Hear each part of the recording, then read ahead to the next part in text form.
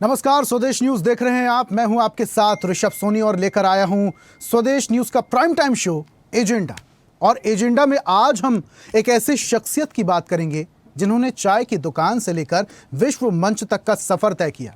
17 सितंबर 1950 को गुजरात के वडनगर की गलियों में जन्मे नरेंद्र दामोदर दास मोदी का जीवन साहस, संवेदना और संकल्प का पर्याय है।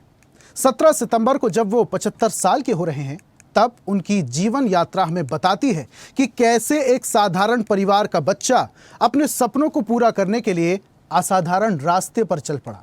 2001 में गुजरात का मुख्यमंत्री बनना और फिर 2014 में देश का प्रधानमंत्री बनना, ये सब उनकी अविश्वसनीय यात्रा का हिस्सा है।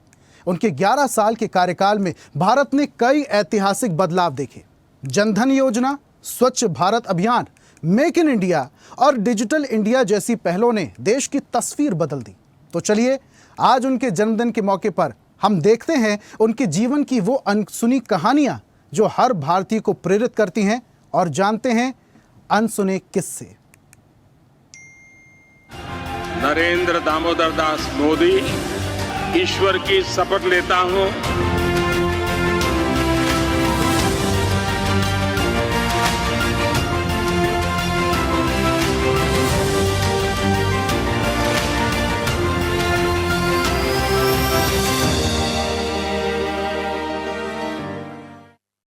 आसमां में सर उठाकर, आसमां में सिर उठाकर, घने बादलों को चीरकर, आसमान में सिर उठाकर घने बादलों को चीरकर रोशनी का संकल्प ले, अभी तो सूरज उगा है। आसमां में सिर उठाकर घने बादलों को चीरकर रोशनी का संकल्प ले, अभी तो सूरज उगा है। दृढ़ निश्चय के साथ चलकर, दृढ़ निश्चय के साथ चलकर हर मुश्किल को पार कर घोर अंधेरे को मिटाने, घोर अंधेरे को मिटाने अभी तो सूरज उगा है। विश्वास की लौ जलाकर, विश्वास की लौ जलाकर, विकास का दीपक लेकर सपनों को साकार करने अभी तो सूरज उगा है। सपनों को साकार करने अभी तो सूरज उगा है।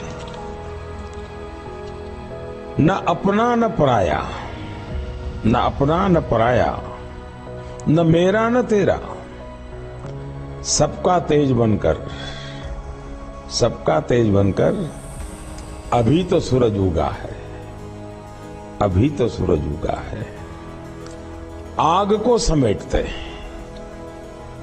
आग को समेटते प्रकाश को बिखेरता, चलता और चलाता, चलता और चलाता अभी तो सूरज उगा है, अभी तो सूरज उगा है। विकृति ने प्रकृति को दबोचा, विकृति ने प्रकृति को दबोचा, अपनों से ध्वस्त होती आज है, अपनों से ध्वस्त होती आज है। कल बचाने और बनाने अभी तो सूरज उगा है, कल बचाने और बनाने अभी तो सूरज उगा है।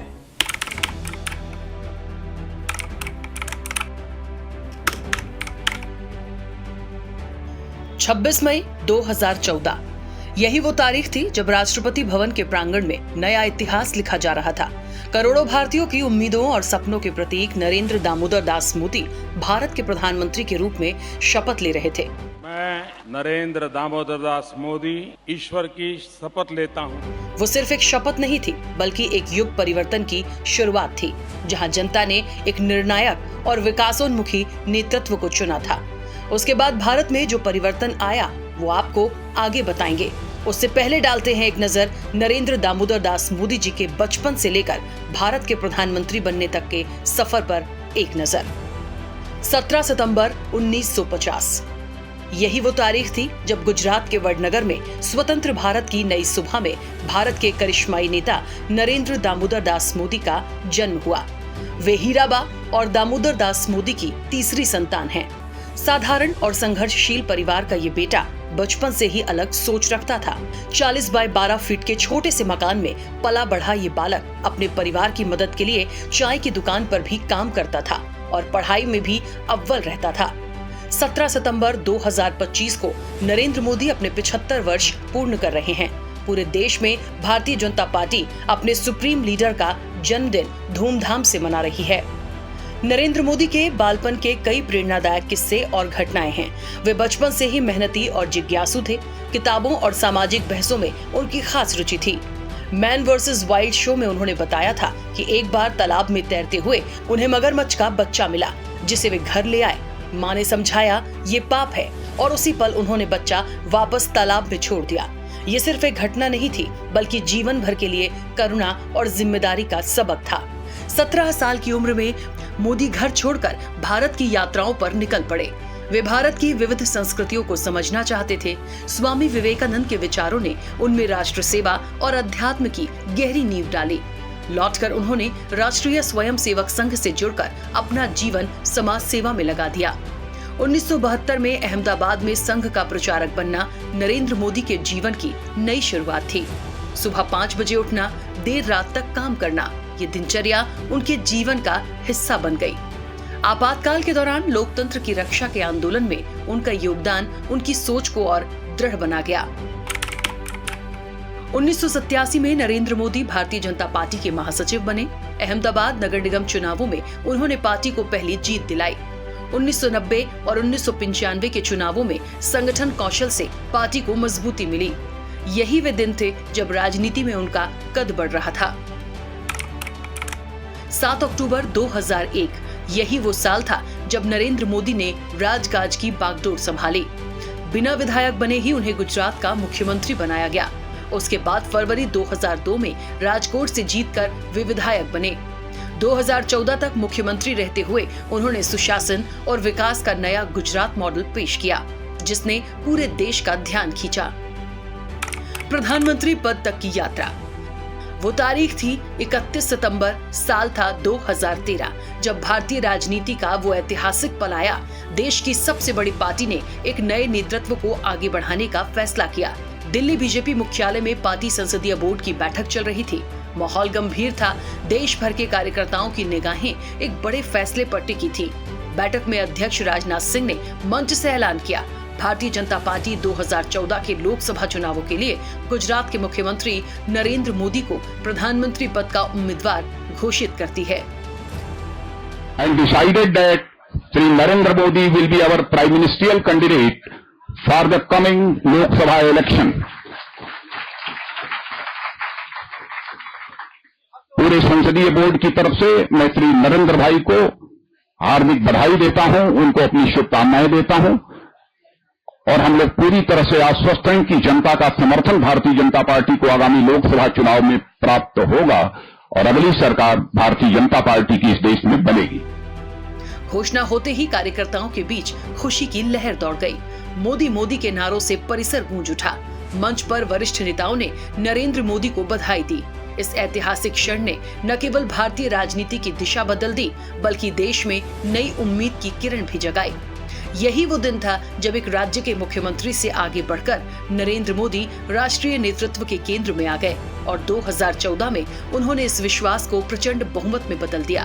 भारतीय राजनीति में 2 दशकों तक गठबंधन की सरकारों के बाद किसी एक दल को अकेले बहुमत मिला। ये था मोदी के नेतृत्व और जनता के भरोसे का प्रमाण। 2 मूल बातों को लेकर के हम आगे बढ़ रहे हैं। एक गुड गवर्नेंस, दूसरा डेवलपमेंट, सुशासन एवं विकास। और जब हम विकास की बात करते हैं तो विकास सर्वसमावेशक हो, विकास सर्वस्पर्शी हो,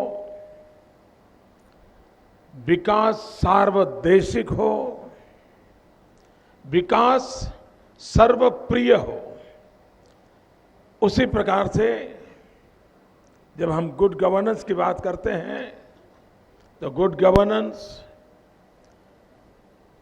सरकार वो होनी चाहिए जो गरीब के लिए सोचे, गरीब का सुने। दलित, पीड़ित, शोषित, वंचित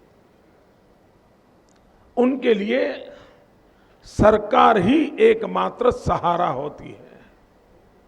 अगर वो उसको बच्चों को पढ़ाना चाहता है, ये सरकार का दायित्व बनता है कि उसके बच्चों को अच्छी शिक्षा दे। गरीब से गरीब व्यक्ति के लिए माँ बाप अगर बीमार हैं तो सरकार का दायित्व है कि उन बूढ़े माँ बाप को अच्छे से अच्छी स्वास्थ्य सुविधाएं उपलब्ध हो। और इसलिए शासन पंडित दीनदयाल उपाध्याय जी ने हमें जो मार्गदर्शन दिया है अंत्योदय की कल्पना का, उस अंत्योदय की कल्पना को लेकर के चलना। मैं नरेंद्र दामोदर दास मोदी ईश्वर की शपथ लेता हूं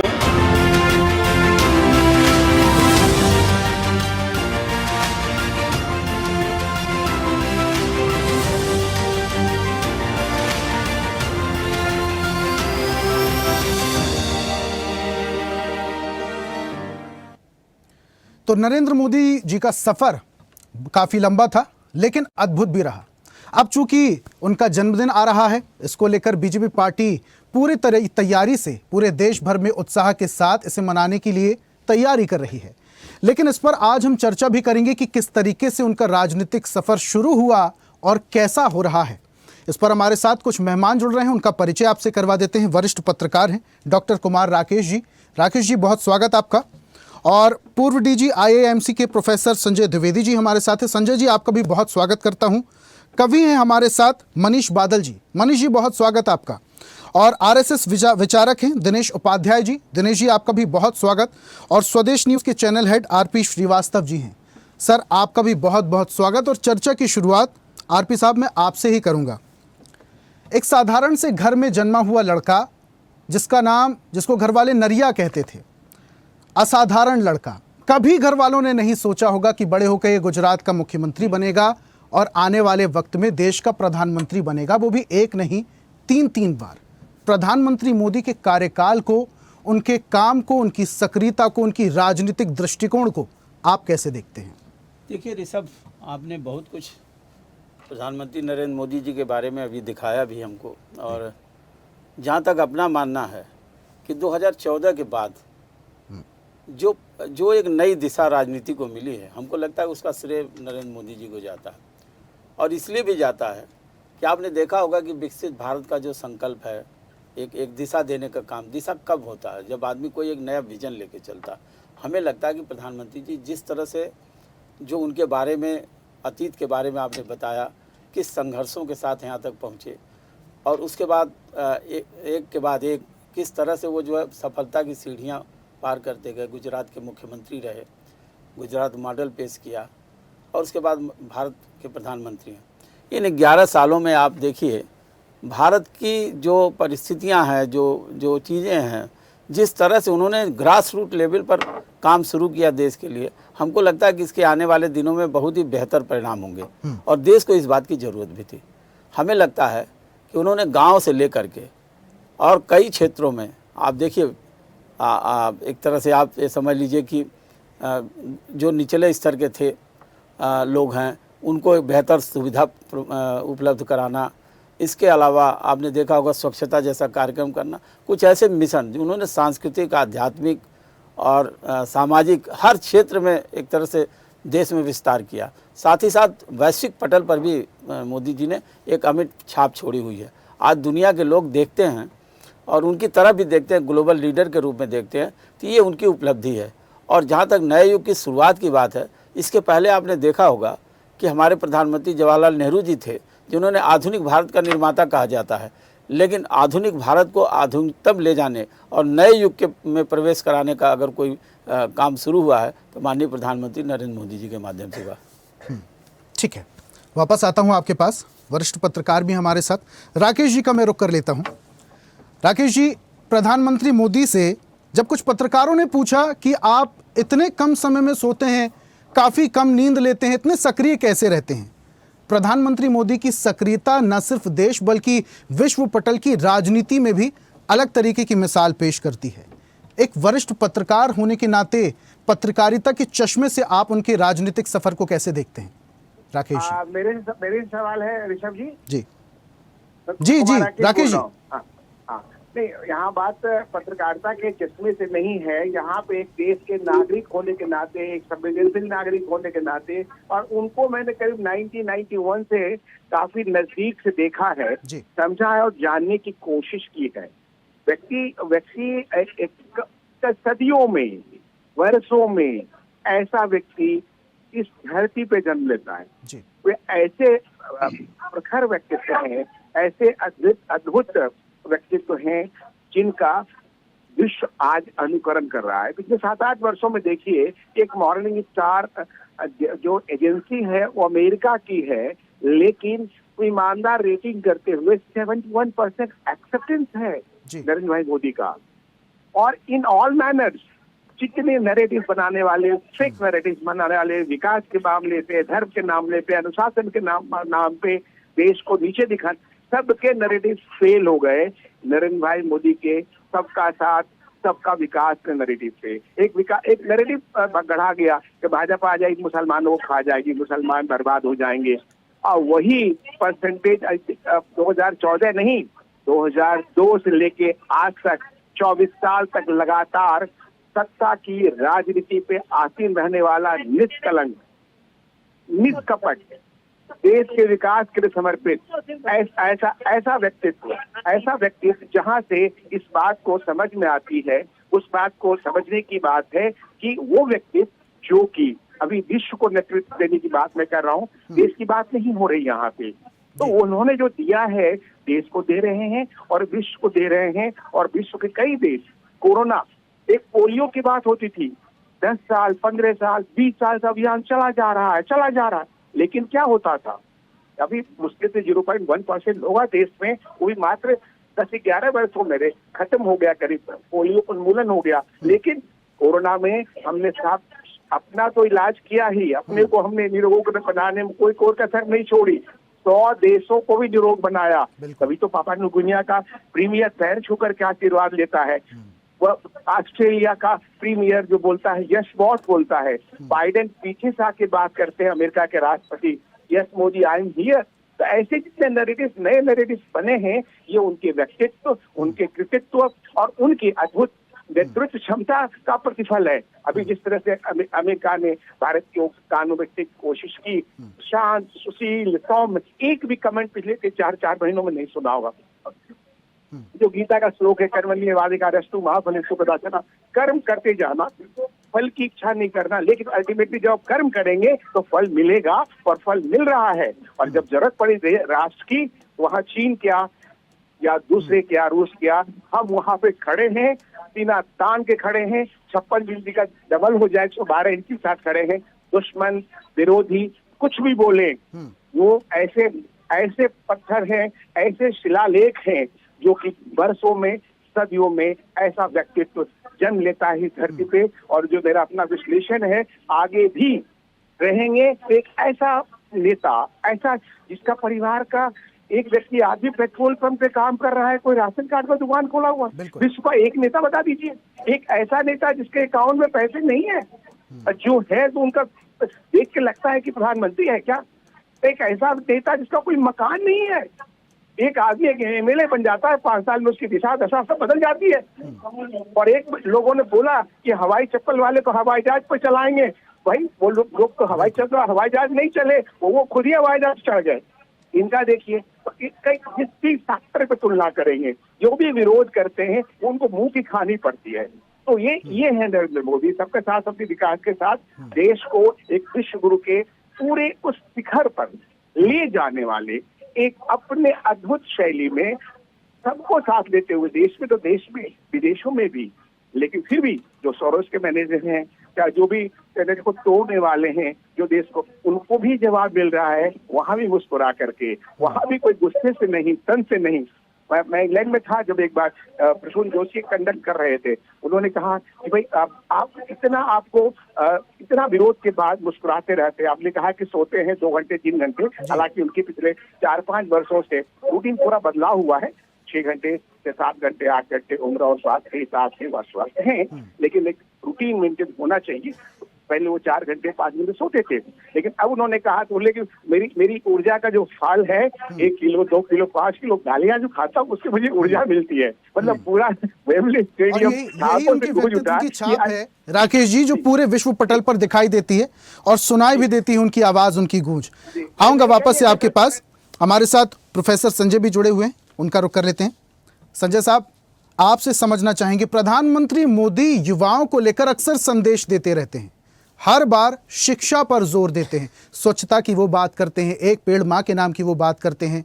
मुझे याद है कोरोना के वक्त जब वो संबोधन दे रहे थे देश को, तो उन्होंने कहा था कि आज के युवाओं को एक स्किल जरूर हर रोज सीखना चाहिए, क्योंकि आप जो सीख रहे हैं वो आपको कभी ना कभी काम जरूर आएगा। तो ऐसी कुछ बातें, अपनी बातों ही बातों में प्रधानमंत्री मोदी ऐसी बातें बोल जाते हैं जो युवाओं ही नहीं पूरे देश भर के काम आती हैं। प्रधानमंत्री मोदी के व्यक्तित्व को और उनके कार्यकाल को आप कैसे देखते हैं? जी, मुझे लगता है कि बहुत ही अद्भुत कार्यकाल है, बहुत ही प्रभावशाली व्यक्तित्व है, और खासकर संवाद के मामले में, संचार के मामले में, क्योंकि मैं कम्युनिकेशन का ही विद्यार्थी, तो संचार के मामले में वैसा प्रधानमंत्री ना हुआ, आगे होगा हम नहीं कह सकते, पर अपने संवाद कौशल से, अपनी संचार कला से जिस तरह पूरे देश को आपने जोड़ा है वो अपने आप में अद्भुत है। और मुझे लगता है उनकी जो वक्रता है, उनकी जो भाषण करने की जो शैली है, और जिस तरह से वो आत्मीय संवाद बनाते हैं समाज के सब वर्गों के साथ, वो सबसे बड़ी विशेषता है प्रधानमंत्री की, जिसके नाते लोग उनको अपना मानते हैं, उनमें अपना चेहरा देखते हैं, और देश के सपनों को, देश की आकांक्षाओं को, देश की आर्तनाद को, देश की पीड़ा को समझने वाला व्यक्ति लोग उन्हें मानते हैं, और वो मानते हैं कि प्रधानमंत्री जी उनकी समस्याओं का जरूर कुछ ना कुछ समाधान करेंगे। तो मुझे लगता है जो पीपल कनेक्ट वाला मामला है ऋषभ, वो सबसे बड़ा है। उनके जैसा कनेक्ट बनाने वाला, उनसे जैसा आत्मीय व्यवहार करने वाला, जिस तरह वो रोज जुड़ते हैं। आप देखिए, एक कार्यक्रम वो शुरू करते हैं, देश का सबसे बड़ा संचार कार्यक्रम बन गया आज की तारीख में, वो सीधे संवाद का, वो मन की बात है। मन की बात एक तरह से एक अराजनीतिक कार्यक्रम है, जिसमें उन्होंने कभी कोई राजनीतिक मुद्दा नहीं उठाया, सिर्फ सामाजिक सवाल उठाए, सामाजिक नायकों को याद किया, उन लोगों को याद किया जो छोटे छोटे स्थानों पर बहुत बड़ा काम कर रहे हैं, और बाद में उनमें कई सारे लोगों को पद्मश्री का सम्मान भी मिला। तो एक तरह से समाज में परिवर्तन की गति कैसे बढ़ सकती है, कैसे बिना आग्रह दुराग्रह के सामान्य संवाद के माध्यम से, रोजाना संवाद के माध्यम से कैसे परिवर्तन लाया जा सकता है। बिहेवियर चेंज कम्युनिकेशन के बहुत बड़े उदाहरण हैं। पूरे कोरोना काल में जिस तरह उन्होंने देश का नेतृत्व किया, जिस तरह उन्होंने स्वच्छता के बारे में, हाइजीन के बारे में, इवन हाथ धुलने के बारे में, अपनी को बचाने के बारे में जिस तरह उन्होंने पूरे समाज के साथ संवाद किया, उसकी बहुत लोगों ने हंसी उड़ाई होगी कि थाली बजवा रहे हैं, ये करवा रहे हैं, वो करवा रहे हैं। देखिए, आलोचना तो हो सकती है किसी भी चीज की, पर जिस तरह उन्होंने पूरे देश को एकजुट किया, लोगों को संबल दिया, एक कठिन समय में इस देश को संभालने का काम किया, जिसकी आबादी छोटी मोटी नहीं है। 1 अरब 40 करोड़ लोगों का परिवार लेके वो चल रहे हैं। आज हम 4-5 लोगों के परिवार को मैनेज नहीं कर पाते। इतने बड़े देश को कोरोना काल में मैनेज करना, उनको आगे लेकर के आना, डिजिटल इंडिया के माध्यम से लोगों के सपनों को साकार करना, शिक्षा व्यवस्था को एक नया रूप देना, जिसका आपने जिक्र किया कि उन्होंने जो नई शिक्षा नीति आई, बहुत बड़ी उपलब्धि इस सरकार की है। राष्ट्रीय शिक्षा नीति के माध्यम से उन्होंने 3 ही चीजों संबोधित किया, जिसमें पहली चीज है कौशल विकास, कि व्यक्ति पढ़ता जाता था, लाचार होता जाता, उनका नहीं, कुछ ना कुछ कौशल सीखिए, कुछ ना कुछ काम सीखिए, ताकि आपको हाथ नहीं फैलाना पड़े। दूसरा, उन्होंने कहा पर्यावरण की शिक्षा, कि पर्यावरण के साथ हमारा जुड़ाव होना चाहिए। तीसरा, नैतिक मूल्यों की शिक्षा, कि हम बहुत अच्छी पढ़ाई कर लेते हैं पर हमारा मूल्यों से कोई रिश्ता नहीं होता। तो नैतिक शिक्षा को जोड़ करके, पर्यावरण शिक्षा को जोड़ करके और कौशल विकास को जोड़ करके उन्होंने नई शिक्षा नीति यानी राष्ट्रीय शिक्षा नीति के माध्यम से जो एक सपना हिंदुस्तान के नौजवानों को दिखाया है, मुझे लगता है उसके माध्यम से एक समर्थ और एक क्षमतावान भारत बनेगा, जिसको हम जगतगुरु कहकर संबोधित कर रहे हैं, जिसको विकसित भारत हम कहना चाहते हैं। बिल्कुल संजय जी, आलोचना की आप बात कर रहे थे, ऐसा कोई नेता हुआ ही नहीं जिसकी आलोचना ना होती हो, और सवाल तो एक धोबी ने राम पर भी उठा दिए थे। तो इस पर अब क्या ही किया जाए, आलोचना करने वाले तो आलोचना ही करेंगे, लेकिन पॉजिटिव देखने वाले, धनात्मक चीजें देखने वाले धनात्मक चीजें ही देखेंगे, और वो धनात्मक चीजें पूरा विश्व मोदी जी में देख रहा है। ठीक है, वापस से आता हूं, हमारे साथ एक कवि भी जुड़े हुए हैं, मनीष बादल जी। मनीष बादल जी, आपकी कविताएं बहुत सारे लोगों ने सुनी हैं। अब अगर प्रधानमंत्री मोदी की बात करें तो गैजेट्स के बड़ा प्रेम है प्रधानमंत्री मोदी को, लेकिन वो अपने आप को लेखक भी कहते हैं, वो अपने आप को कवि भी कहते हैं। प्रधानमंत्री मोदी के लिए 2 लाइनें हैं आपके पास। सर आपका माइक म्यूट है, उसे अनम्यूट कीजिए प्लीज। हाँ जी निशल जी, बहुत धन्यवाद। और स्वदेश टीवी को खास करके मैं साधुवाद देता हूँ कि एक बहुत ही अच्छा विषय आपने आज के दिन लिया। आपको पता होगा कि कल विश्वकर्मा पूजा भी होती है, विश्वकर्मा जी की जयंती होती है। तो नरेंद्र मोदी के बारे में मैं कह सकता हूं कि भारत को फिर से एक नया आकार देने के लिए नरेंद्र मोदी का जन्म हुआ है। उस समय विश्वकर्मा हुए थे, इस समय नरेंद्र मोदी हुए उसी तारीख को। मैं बहुत भाग्यशाली समझता हूं अपने आप को, और आज के समय के जितने लोग हैं मुझे लगता है वो सभी बहुत भाग्यशाली हैं कि एक ऐसे नेता को हम सामने से देख रहे हैं, उनके कार्यों को देख रहे हैं और देश को आगे बढ़ता हुआ देख पा रहे हैं। जो कि हमारे जो पूर्वज रहे होंगे, हमारे माता पिता, शायद उन लोगों ने अपनी जवानी बर्बाद कर दी होगी, लेकिन ये चीज नहीं देख पाए। मुझे लगता है कि हम बड़े सौभाग्यशाली हैं, हम देख रहे हैं, हमारे बच्चे इस चीज को देख रहे हैं। तो मैं अपने शब्दों से, अपने रचना के माध्यम से अपनी बात कहना चाहता हूँ। एक गीत नरेंद्र मोदी के लिए मैं तरन्नुम में नहीं पढ़ूंगा क्योंकि समय की सीमा है, मैं पढ़ के जो है अपनी बात समाप्त करूंगा। Please sir. और यही बात, जो बातें हो रही हैं, वही बात मैंने अपनी रचना में कहने की कोशिश की है कि नव भारत की नींव रखने मूल मंत्र आया है। नव भारत की नींव रखने मूल मंत्र आया है। माँ भारती की गोदी में एक संत आया है। मैं इनको संत कहता हूँ क्योंकि जो इनका जीवन दर्शन है, जो इनके रहने का, सिखाने का तरीका है, वो एक संत का ही तरीका है। नव भारत की नींव रखने मूल मंत्र आया है। माँ भारती की गोदी में एक संत आया है।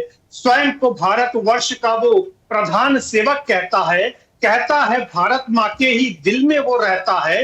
बच्चे, बूढ़े, नर और नारी उसके सभी प्रशंसक हैं। उसको अपना नेता माने मार्गदर्शक हैं। आशाएं खुशहाली की वो लेकर अनंत आया है। नव भारत की नींव रखने मूल मंत्र आया है। और देश सेवा प्रथम कर्तव्य का पैगाम वो लाता है। देश सेवा प्रथम कर्तव्य का पैगाम वो लाता है। सबका साथ और विकास का ही राग गाता है। सच्चाई ईमान से जनता का विश्वास जीता है। दुर्भावना अपमान के जहर के घूंट पीता है। कितनी गालियां देते हैं लोग ये अपोजिट पार्टी वाले, आज तक कभी ऐसा नहीं हुआ। सच्चाई ईमान से जनता का विश्वास जीता है। दुर्भावना अपमान के घूंट पीता है। भारत माँ का मान बढ़ाने अद्भुत तंत्र आया है। माँ भारत का मान बढ़ाने, माँ भारत की नींव को रखने मूल मंत्र आया है। महिलाओं की चिंता उसको गांवों का ख्याल है। छोटी छोटी बातें देखते हैं वो। महिलाओं की चिंता उसको गांवों का ख्याल है। हर करता है, शत्रुओं के घर में जाकर उनका नाश करता है। चक्रव्यूह में घुसकर मारे वो बलवंत आया है। नव भारत की नींव रखने मूल मंत्र आया है। और अंतिम बंद में कहता हूं कि भ्रष्टाचार मुक्त भारत इस संत का सपना है। भ्रष्टाचार मुक्त भारत इस संत का सपना है। वंशवाद मिटाने को ये संत सिपाही बना है। और निर्णय लेने का साहस उसका मुख्य हथियार है। डूबते इस देश का अब वो ही खेवनहार है। देश के गद्दारों का वो करने अंत आया है। नव भारत की नींव रखने एक संत आया है। माँ भारती की गोदी में एक संत आया है। मैं एक दोहा भी आपको सुनाऊंगा कि कुछ समय पहले आपने देखा कि गलवान घाटी में चाइना की सेना फिर से घुस के आ गई। हमारे 20 जवान जरूर शहीद हुए, लेकिन हमने उनके 43 जवान मारे। और आप याद करिए कि जब भारत चाइना का युद्ध 1961-62 में हुआ था, उस समय वो हमारी कितनी हजार हेक्टेयर जमीन लेके चला गया। उस समय हमारे जो प्रधानमंत्री थे, उनका कहना था कि यहाँ ना तो हम खेती कर सकते हैं, ना कोई इंडस्ट्री लगा सकते हैं। अगर वो जमीन लेके चला गया तो चला गया, आप क्या कर सकते हैं। ये उस समय का भारत था। और ये बदला हुआ भारत है कि गलवान घाटी में जब चाइना की सेना घुसी तो हमारे 20 जवान मरे, हमने उनके 43 जवान मारे। तब मैंने एक दोहा लिखा था उस दृश्य को देखने के बाद कि भारत ने सीखा अभी वर्षों करके भूल। भारत ने सीखा अभी वर्षों करके भूल। फूल मिले तो फूल दो, शूल मिले तो शूल, शूल मिले तो शूल। बहुत बढ़िया बादल साहब। और ये पंक्तियां जो हैं ये प्रधानमंत्री मोदी तक आपकी जरूर पहुंचेंगी। आप युद्ध की बात कर रहे थे, अभी हाल ही में ऑपरेशन सिंदूर के जरिए हमने बता दिया न सिर्फ पाकिस्तान को बल्कि पूरे विश्व को कि हम कहीं से कहीं तक कम नहीं हैं। और अब सिंपल भाषा में बातचीत नहीं होगी, जैसा जवाब होगा, जैसा सवाल होगा वैसा ही जवाब दिया जाएगा। यह प्रधानमंत्री मोदी ने स्पष्ट कर दिया है। ठीक है, लेकिन इसके अलावा अपने 5 साल के शासन में मोदी कई बड़े फैसले भी लेते हुए दिखाई दिए और जनता का विश्वास भी जीता। फिर 2019 के लोकसभा चुनाव में भी प्रधानमंत्री मोदी ने सबका साथ सबका विकास के मंत्र के साथ एक बार फिर जनता का दिल जीत लिया। भाजपा ने अपने इतिहास की सबसे बड़ी जीत दर्ज की। इसी तरह 2024 के लोकसभा चुनाव में भी नरेंद्र मोदी का करिश्मा कायम रहा। वो तीसरी बार लगातार प्रधानमंत्री बने। चर्चा में लौटेंगे, लेकिन जल्दी से पहले देख लीजिए एक गाथा। अपने 5 साल के शासन में मोदी ने कई बड़े फैसले लिए और जनता का विश्वास जीता। फिर 2019 के लोकसभा चुनावों में भी प्रधानमंत्री मोदी ने सबका साथ सबका विकास के मंत्र के साथ एक बार फिर जनता का दिल जीत लिया। भाजपा ने अपने इतिहास की सबसे बड़ी जीत दर्ज की। इसी तरह 2024 के लोकसभा चुनाव में भी नरेंद्र मोदी का करिश्मा कायम रहा। वे तीसरी बार लगातार प्रधानमंत्री बने। ऐसा कर दिखाने वाले वे भारतीय राष्ट्रीय कांग्रेस से इतर दूसरे नेता बने। ये सिर्फ चुनावी आंकड़े नहीं थे, बल्कि जनता के उस भरोसे की गूंज थी जिसने भारत को नई दिशा दी। हम सभी ने पूरी ईमानदारी से प्रयास किया, काम किया। 2019 में इसी प्रयास पर विश्वास व्यक्त करते हुए देश ने दोबारा प्रचंड जनादेश दिया। इसके बाद एनडीए का दूसरा कार्यकाल विकास और विरासत की गारंटी बन गया। 2024 में इसी गारंटी के साथ हम जन जन का आशीर्वाद लेने देश के कोने कोने में गए। आज तीसरी बार जो आशीर्वाद एनडीए को मिला है, मैं इसके सामने जनता जनार्दन के सामने विनय भाव से नतमस्तक हूं। देश के इतिहास में महिलाओं द्वारा वोटिंग के सारे रिकॉर्ड टूट गए। इस प्यार, इस अपनेपन को मैं शब्दों में बयान नहीं कर सकता। ये मेरे भावों में है, ये मेरे मन मस्तिष्क के कोने कोने में रचा बसा है। देश की कोटि कोटि माताओं बहनों ने मुझे नई प्रेरणा दी है। व्यक्तिगत प्रेरणाएं, मां और गुरु। नरेंद्र मोदी अपनी मां हीराबा के बेहद करीब थे। पहली बार मुख्यमंत्री बनने पर मां ने उन्हें कहा, जिंदगी में कभी रिश्वत मत लेना। उनके आध्यात्मिक गुरु स्वामी दयानंद गिरी और राजनीतिक मार्गदर्शक लालकृष्ण आडवाणी ने उनके जीवन को नई दिशा दी। 1990 की आडवाणी की रथ यात्रा में मोदी उनके सारथी थे। मोदी से जुड़ी एक दिलचस्प घटना यह है कि 2005 में जब अमेरिका ने वीजा देने से इनकार किया, तब शायद ही किसी ने सोचा होगा कि वही नरेंद्र मोदी एक दिन दुनिया के मंच पर भारत की आवाज बनेंगे। आज वो कई देशों में गए हैं जहां भारतीय प्रधानमंत्री पहले कभी नहीं पहुंचे थे। मोदी की न थकने वाली कार्यशैली से जुड़ा एक किस्सा उत्तराखंड के सीएम पुष्कर सिंह धामी ने बताया। मुख्यमंत्री पुष्कर सिंह धामी ने अपना अनुभव माई मोदी स्टोरी नाम से सोशल मीडिया पर शेयर किया। उन्होंने बताया कि कैसे रात के उस सन्नाटे में जब सब सो रहे थे, सड़क पर पीएम मोदी घूमते रहे। अपनी पोस्ट में सीएम धामी ने लिखा, कुछ समय पहले भाजपा शासित राज्यों के मुख्यमंत्रियों के साथ वाराणसी में बैठक हुई थी। बैठक उस रात 1 बजे समाप्त हुई। सभी थके हुए थे। तभी प्रधानमंत्री मुस्कुराते हुए बोले, अभी एक जरूरी काम बाकी है। सभी एक दूसरे को देखने लगे। इतनी रात को अब और क्या? उन्होंने सहज भाव से कहा, मेरे लोकसभा क्षेत्र में दिन में निरीक्षण करने में लोगों को असुविधा होती है, इसलिए मैं रात में ही विकास कार्य देखने निकलूंगा। और फिर रात के सन्नाटे में जब पूरा शहर सो रहा था, तब प्रधानमंत्री सड़कों का मुआयना कर रहे थे। सुबह 4 बजे वे लौटे। इसके बाद सुबह 9 बजे बैठक होते ही वे सबके सामने थे। अपने 11 वर्षों के कार्यकाल में उन्होंने कई ऐतिहासिक और निर्णायक कदम उठाए। जनधन योजना के जरिए करोड़ों गरीबों को बैंकिंग से जोड़ा, स्वच्छ भारत अभियान से सफाई को जन आंदोलन बनाया, आयुष्मान भारत से 50 करोड़ लोगों को मुफ्त स्वास्थ्य बीमा मिला और उज्ज्वला योजना ने 10 करोड़ से अधिक महिलाओं को धुएं से राहत दी। आजादी के 70 साल बाद 12 करोड़ लोगों को नल से जल मिला। आजादी के 70 साल बाद 4 करोड़ गरीबों को पक्के घर मिले। देश के 80 करोड़ जरूरतमंदों को मुफ्त राशन की सुविधा मिली। करोड़ों गरीबों को 5 लाख रुपए तक के मुफ्त इलाज की सुविधा मिली। डिजिटल इंडिया ने भारत को दुनिया का सबसे बड़ा डिजिटल भुगतान देश बनाया। मेक इन इंडिया ने विनिर्माण और निवेश को बढ़ावा दिया।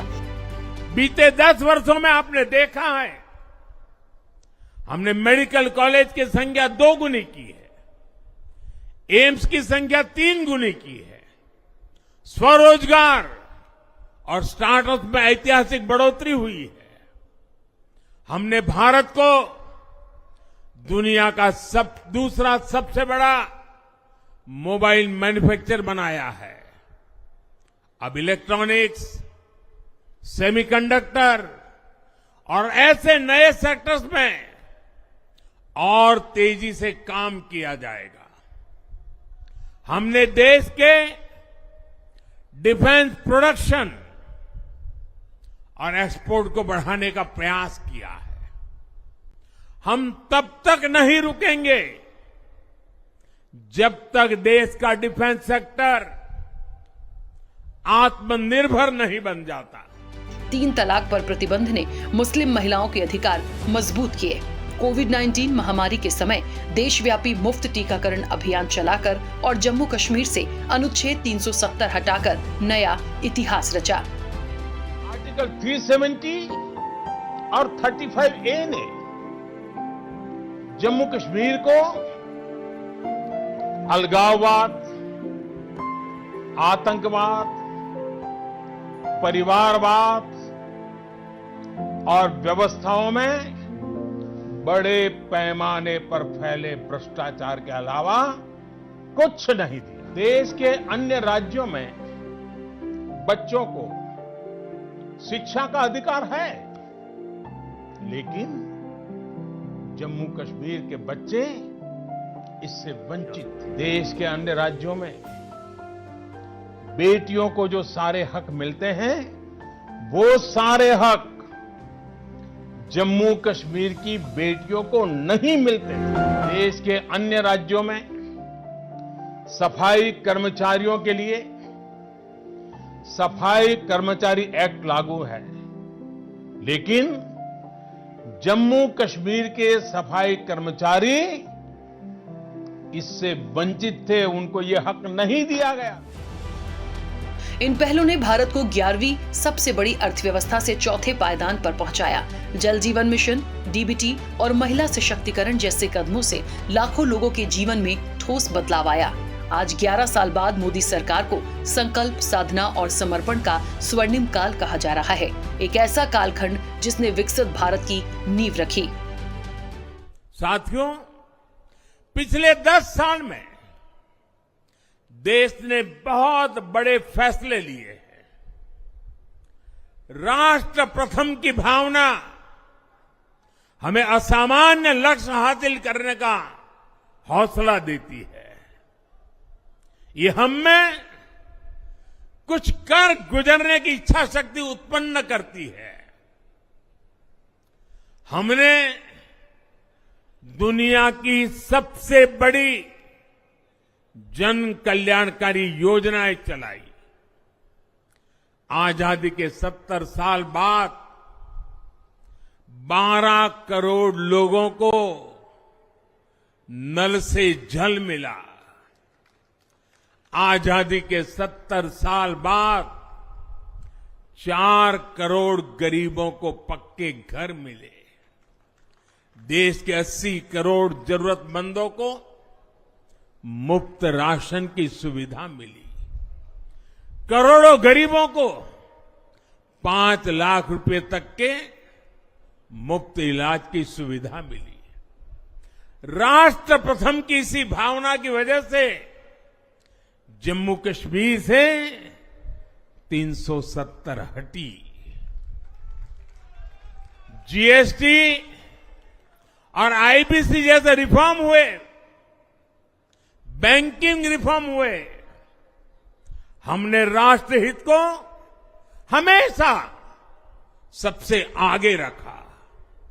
आप याद करिए, कोरोना का इतना बड़ा संकट आया, हमने वही फैसला लिया जो देश हित में था, जनहित में था।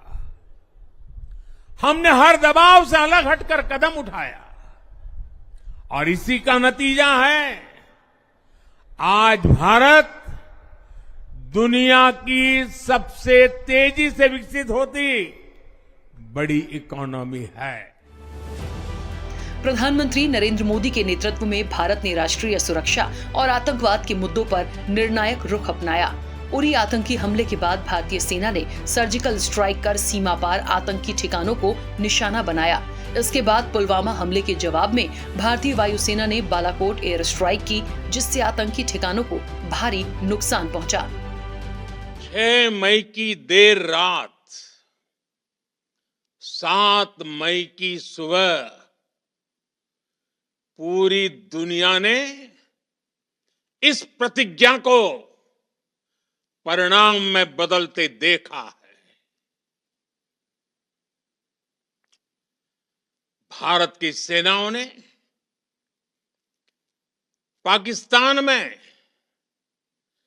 आतंक के ठिकानों पर, उनके ट्रेनिंग सेंटर्स पर सटीक प्रहार किया। आतंकियों ने सपने में भी नहीं सोचा था कि भारत इतना बड़ा फैसला ले सकता है। लेकिन जब देश एकजुट होता है, नेशन फर्स्ट की भावना से भरा होता है, राष्ट्र सर्वोपरि होता है, तो फौलादी फैसले लिए जाते हैं, परिणाम लाकर दिखाए जाते हैं।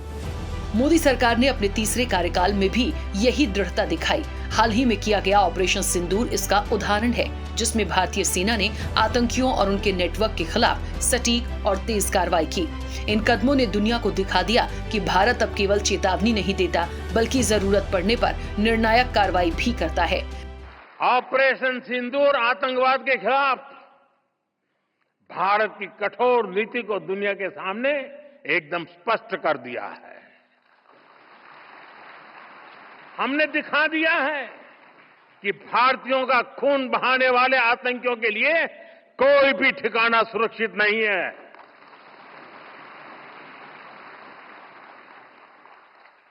साथियों, आज का भारत देश हित में जो भी हो सकता है और जो भी सही है, उसके हिसाब से कदम उठाता है। आज सैन्य जरूरतों के लिए भी भारत की विदेशों पर निर्भरता लगातार कम हो रही है। हम डिफेंस सेक्टर में आत्मनिर्भर हो रहे हैं और इसका प्रभाव हमने ऑपरेशन सिंदूर के दौरान भी देखा है। हमारी सेनाओं ने भारत में बने हथियारों से दुश्मन को 22 मिनट में 22 मिनट में घुटने टेकने के लिए मजबूर कर दिया। राष्ट्रीय सुरक्षा को सर्वोच्च प्राथमिकता देने वाली ये नीति मोदी सरकार की सबसे बड़ी पहचान बन चुकी है। नरेंद्र मोदी की जीवन यात्रा सिर्फ व्यक्तिगत संघर्ष और सफलता की कहानी नहीं है, ये एक नए भारत के उदय की गाथा है। एक ऐसा भारत जो अपने अतीत से प्रेरणा लेकर भविष्य की ओर बढ़ रहा है। चैनल हेड आरपी श्रीवास्तव के साथ विजय नंदन, स्वदेश न्यूज। ऑपरेशन सिंदूर के दौरान प्रधानमंत्री मोदी ने देश और दुनिया को क्लियर कर दिया था कि टेरर, ट्रेड और टॉक एक साथ नहीं हो सकती। ऐसे कई सारे सबूत, ऐसे कई सारे जवाब प्रधानमंत्री मोदी ने पूरे विश्व पटल पर रखे। वापस से हम चर्चा पर लौटते हैं। हमारे साथ आरएसएस विचारक दिनेश उपाध्याय जुड़ चुके हैं। दिनेश जी, सुन पा रहे हैं? जी दिनेश जी, आज हम बात कर रहे हैं नए भारत के निर्माता नरेंद्र मोदी की महागाथा। प्रधानमंत्री मोदी के कई सारे किस्से हम अपने दर्शकों को दिखा चुका हूं, लेकिन अब इतिहास के कुछ पन्ने में पलटता हूं। बात करेंगे 1975 की, जब इमरजेंसी लागू हुआ था। प्रधानमंत्री मोदी उस दौरान पुलिस को सरदार का रूप रखकर काफी छकाते हुए, ऐसी खबरें कई सारी आई थी। और प्रधानमंत्री मोदी का आरएसएस से भी काफी पुराना जुड़ाव रहा है, लगाव रहा है। आरएसएस की विचारधारा को प्रधानमंत्री मोदी के विचारों में कितना समाहित देखते हैं आप? दिनेश जी, सुन पा रहे हैं? नहीं, प्रचारक है। आपकी आवाज मुझे आई है, मेरी आवाज आप तक पहुंची है? जी सर, सुन पा रहे हैं आप, प्लीज। दरअसल क्या है, माननीय यशस्वी प्रधानमंत्री संघ से जुड़ाव की आपने चर्चा की। जुड़ाव नहीं, संघ के प्रचारक रहे हैं जी, और लंबे समय प्रचारक का उन्होंने जीवन जिया है जी। और राजनीतिक क्षेत्र में कदम रखा, राजनीतिक क्षेत्र को, राजनीतिक दल को एक प्रवेश किया। प्रवेश करने के बाद लंबे समय एक महत्वपूर्ण राज्य के मुख्यमंत्री रहे। सभी राज्य महत्वपूर्ण हैं, लेकिन गुजरात के मुख्यमंत्री रहे, फिर प्रधानमंत्री का कार्यकाल रहा है। लेकिन अपने कार्यकाल के अंदर आकर के कौन कौन व्यक्ति क्या क्या कार्य करता है, चाहे वो समाज का कार्य है, शिक्षा का कार्य है, स्वास्थ्य का कार्य है या और अन्य कार्य रहे हैं। अगर सही मायने में देखा जाए कि माननीय प्रधानमंत्री जी का कार्यकाल गुजरात का कार्यकाल मुख्यमंत्री का रहा है या प्रधानमंत्री कार्यकाल में रहा है, कुछ नए फैसले और मजबूत फैसले इस सरकार के द्वारा लिए गए हैं और लिए जाने चाहिए थे। राष्ट्र के लिए जरूरी थे, देश के लिए जरूरी थे, जनमानस के लिए जरूरी थे, होना ही चाहिए था। इसलिए परमपिता परमेश्वर मोदी जी को लंबी आयु दे, यशस्वी रहे, स्वास्थ्य ठीक रहे, कार्य करने की क्षमता अपने अंदर भी रहे और ये क्षमता भारत के सभी लोगों के अंदर आनी चाहिए, ताकि सभी लोग मिलकर जब भी कोई कार्य करता है। आपको छोटा उदाहरण देता हूँ कि जब भी कोई भारत का बेटा है। जी दिनेश जी, कुछ तकनीकी समस्या है, शायद दिनेश जी की आवाज स्पष्ट नहीं आ पा रही है। दिनेश जी, सुन पा रहे हैं? दिनेश जी तक आवाज नहीं पहुंच पा रही, कुछ तकनीकी समस्या है। संजय जी, सुन पा रहे हैं? संजय जी, मेरी आवाज आप तक पहुंच पा रही है? लगता है संजय जी तक आवाज नहीं पहुंच पा रही, कुछ तकनीकी समस्या, जल्दी से दुरुस्त करेंगे। मैं रुक कर लेता हूं आरपी सर का। सर, ऑपरेशन सिंदूर हो या युवा के बीच जाती हुई प्रधानमंत्री मोदी की तस्वीरें हो, मुझे याद है पुरानी जो वीडियोस हैं इन दोनों सोशल मीडिया में काफ़ी ज़्यादा वायरल हो जाते हैं। एक दृश्य मुझे याद आता है, मंच पर प्रधानमंत्री मोदी हैं, लाल कृष्ण आडवाणी हैं। किसी बात को लेकर लाल कृष्ण आडवाणी ने यह कह दिया कि प्रधानमंत्री नरेंद्र मोदी ने कृपा की, और नरेंद्र मोदी ने अपने राजनीतिक गुरु की बात को ही काट दिया और कहा कि मैं इस बात से सहमत नहीं हूं, क्योंकि बीजेपी पार्टी की बात हो रही थी। और उन्होंने कहा कि बीजेपी पार्टी की बात हो रही है तो मैं कृपा कैसे कर सकता हूं, ये मेरी माँ है और माँ पर कोई बेटा कृपा कैसे ही कर सकता है, ये बीजेपी पार्टी मेरी माँ है। तो ऐसी संवेदनशीलता प्रधानमंत्री मोदी की वक्त वक्त पर आती जाती है। युवाओं के बीच में जब जाते हैं तो अलग, जितना युवाओं में जोश उतना ही प्रधानमंत्री में जोश दिखाई देता है। कोरोना टाइम पर जब लाखों के शव देश, दुनिया और टीवी पर दिखाई दे रहे थे, तब प्रधानमंत्री मोदी की आंखें भर आती हैं। और ऑपरेशन सिंदूर के दौरान जब वो देश को संबोधित करते हैं तो उनकी आंखों में वो गुस्सा, वो आग स्पष्ट दिखाई देती है। प्रधानमंत्री मोदी के व्यक्तित्व को कैसे देखते हैं सर आप? देखिए ऋषभ, क्या है कि आपने कहा कि प्रधानमंत्री जी की संवेदनशीलता की जहाँ तक बात की आपने, निश्चित रूप से आज 144 करोड़ का देश है और जिस बखूबी के साथ प्रधानमंत्री जी इस देश को लीड कर रहे हैं, तो ये अगर ये सारे गुण अगर उनमें नहीं हो तो कैसे कर सकते हैं। देखिए, प्रधानमंत्री जी करिश्माई नेता हैं और करिश्माई नेता के साथ साथ उनका काम भी उसी तरह का है। आप अभी हम आपको बताएं, और जो मैं पहली बार कहना भी चाह रहा था, देखिए प्रधानमंत्री जी जिस तरह से देश को आगे ले जाना चाहते हैं, उन्होंने दो फिलॉसफी को एक साथ जोड़ दिया। एक तो गांधी का ग्राम स्वराज, आपने देखा होगा कि ग्रामीण स्तर तक किस तरह से भारत सरकार काम करे, प्रधानमंत्री जी उस दिशा में काम करें। और दूसरा जो अंत्योदय, पंडित दीनदयाल उपाध्याय जी की अंत्योदय, इनकी अवधारणा, दोनों का एक संगम मान लीजिए उनको। और उसके अलावा आधुनिक भारत, विकसित भारत या टेक्नोलॉजी से लेकर तमाम चीज़ों में एक समृद्ध भारत, इसकी कल्पना प्रधानमंत्री जी की है। और शायद उसी दिशा में प्रधानमंत्री जी दिन अनवरत काम कर रहे हैं। एक सबसे बड़ा सवाल ये उठता है कि क्या नए भारत को जिस तरह से उन्होंने सजाने संवारने का काम किया है, उसको आगे ले जाने का प्रयास किया है, ये बहुत पहले जरूरी था। देखिए, हर व्यक्ति का कार्यकाल होता है, अपनी सोच होती है, लेकिन प्रधानमंत्री जी लगता है कि जब से भारत की बागडोर इस इतने बड़े लोकतांत्रिक देश की कमान उनके हाथ में है, तो वहाँ पर आपको देखने को मिलेगा कि प्रधानमंत्री जी निरंतर, कोई ऐसा सेक्टर नहीं है। आपने बहुत सारा, हमने गिनवाया भी, अपनी रिपोर्ट में भी फाइल किया, make in India, made in India, और अब तो स्वदेशी। आपने देखा होगा कि अभी जिस तरह से अमेरिका ने भारत पर 50% टैरिफ लगाया, तो तुरंत जो है मोदी जी ने एक अल्टरनेट, आज हमारी अर्थव्यवस्था को कोई परेशानी नहीं है, बल्कि ग्रोथ रेट बढ़ने लगी है। क्यों?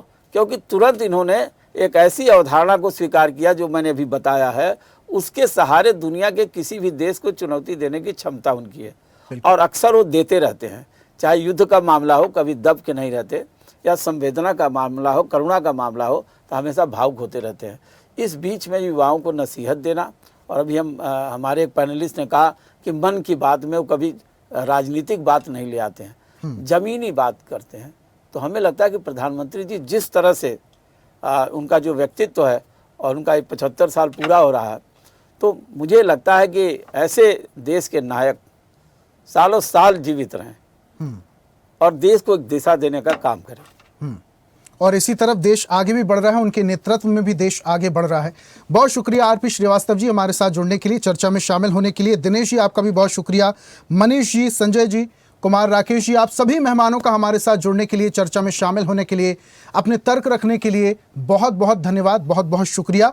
और आज हम बात कर रहे थे नए भारत के निर्माता नरेंद्र मोदी की महागाथा के तौर पर प्रधानमंत्री मोदी के बारे में जो जिक्र किया गया है वो अनवरत इसी तरीके से चलता रहेगा, क्योंकि उनकी जो छवि है वो अब न सिर्फ देश बल्कि विश्व पटल पर भी स्पष्ट दिखाई देने लगी है। आज के खास प्रोग्राम में फिलहाल इतना ही। देखते रहिए स्वदेश न्यूज, सबसे पहले देश। और ऐसी ही ताजा खबरों के लिए लाइक, फॉलो और यूट्यूब पर सब्सक्राइब कर बेल आइकन जरूर दबाइए। और हर अपडेट के लिए विजिट कीजिए स्वदेशलाइव.com।